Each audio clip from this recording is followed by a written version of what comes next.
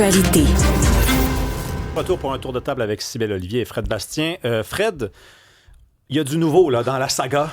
Je pense qu'à cette étape-ci de l'émission, je pense que c'est la bonne expression. Oui. C'est une saga. On parle bien de ce mangeur de hot dog, le 70 hot dog et demi, en 10 minutes. Donc. C'est la grosse nouvelle du jour. Là. Joey Chestnut, on en parlait tout à l'heure, qui a gagné le concours de mangeage de hot dog qui célèbre les États-Unis. Moi, ça fait 2 fois que je l'ai dit, celle-là. Là. Bon, sachez que c'est une figure de style. Je suis au courant. C'est toi qui m'apprends un mot aujourd'hui, donc mangeage. Je suis content qu'on dit du manger.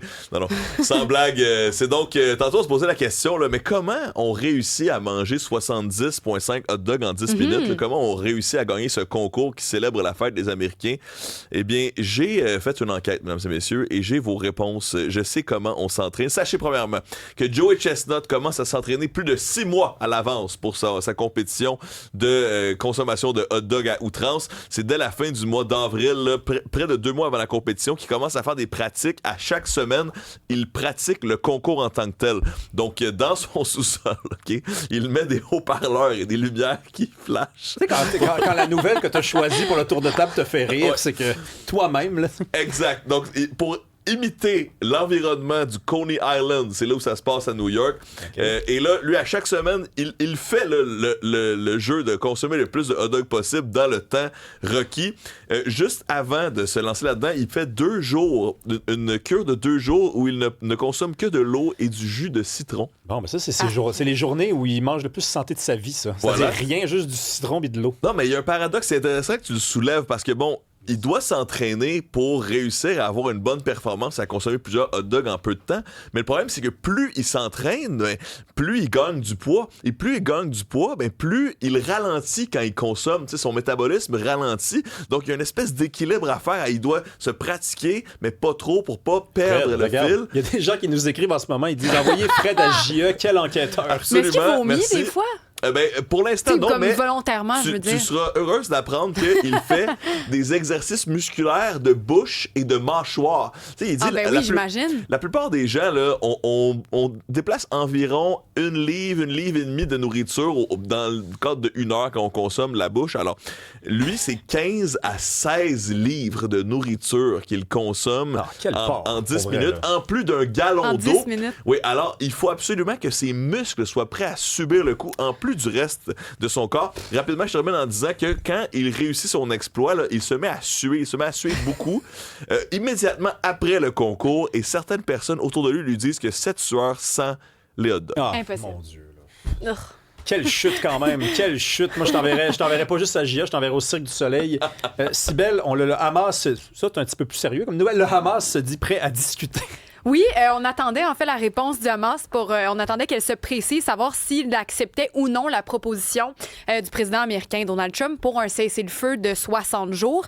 Donc là, on vient tout juste d'apprendre que la réponse du Hamas, elle est positive. Ils disent oui, on est prêt à engager immédiatement des négociations pour un accord de cessez-le-feu avec Israël.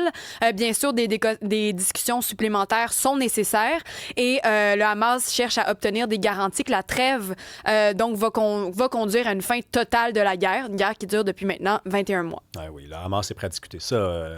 Quand on parle de bonne foi, de mauvaise foi, négocier avec des terroristes, là, c'est pas évident. Je reste avec toi, Cybèle. Il y a un chef présumé d'un lucratif réseau de fraudeurs qui a été arrêté. Oui, c'est vraiment une histoire de assez intense. Là. Ça fait longtemps que la police, la Sûreté du Québec, avec la police américaine, est en train de démanteler ce réseau-là de fraudeurs, des fraudes grands-parents. On en a tellement entendu parler. Et là, c'est Daniel Renaud de la presse qui nous l'apprend que cet homme-là a été arrêté. Il s'agit de Garrett West. Donc lui, c'est un Montréalais. Donc, il était le chef de ce réseau-là qui a fait plus de 600 victimes aux États-Unis, des fraudes qui totalisent 30 millions de dollars. Il va donc comparaître demain en cour supérieure. Comme je l'ai dit, c'est une grosse opération, là. Les fraudeurs, ils passaient des appels à partir de locaux situés dans l'ouest de Montréal. En mars dernier, il y avait eu la Sûreté du Québec qui avait arrêté 24 personnes qui étaient dans ce réseau-là, qui ont saisi plus de 200 téléphones. Là, les 24 personnes arrêtées font face à l'extradition vers les États-Unis. Ils font face à des peines qui pourraient aller jusqu'à 40 ans d'emprisonnement par personne. personnes. Et là, selon ce qu'on peut lire aujourd'hui, il y a au moins 3 des anciens membres du gros réseau qui disent qu'ils veulent devenir des collaborateurs de la police des États-Unis qui ont accepté de témoigner contre West, qui est la tête dirigeante. Hey, c'est vendredi, là. Je peux-tu vous faire une petite confession? Oui. Quand j'ai rien à faire, OK? Puis étonnamment, ça arrive quand même souvent parce que j'essaie de rester chez moi, de lire beaucoup. Puis, Mange 70 hot dogs. Non, mais il m'arrive, comme n'importe qui ici, de recevoir des appels de gens qui sont manifestement des fraudeurs, là, OK? Et moi, j'aime ça les mettre en main libre et jouer avec eux un peu. Ça, c'est le fun. Je l'ai fait 2-3 fois. J'ai pas fait ça 1000 fois, mais 2-3 fois, là, j'ai passé un 10-15 minutes avec des fraudeurs en les avançant le plus loin possible dans leur processus. Il faut entendre dans leur voix le désespoir quand finalement je leur dis « Vous êtes des fraudeurs, bye-bye, bonne chance. » Ils se mettent à capoter parce que là, ils sont frustrés d'avoir perdu tout ce temps-là. Ben oui, on se divertit avec ce qu'on a. Je pense que c'est la bonne chose à faire. Merci pour ton service parce que grâce à toi, il y a des gens de moins qui se font avoir parce que qui se font tu moins perds leur temps. Ben, en fait, il y a des gens de moins qui se font appeler. Ça, c'est Exact, sûr et c'est certain. ça. Merci. Ben, moi, je travaille pour vous, tout le monde. Merci. Hey, on s'en va tantôt. Yes.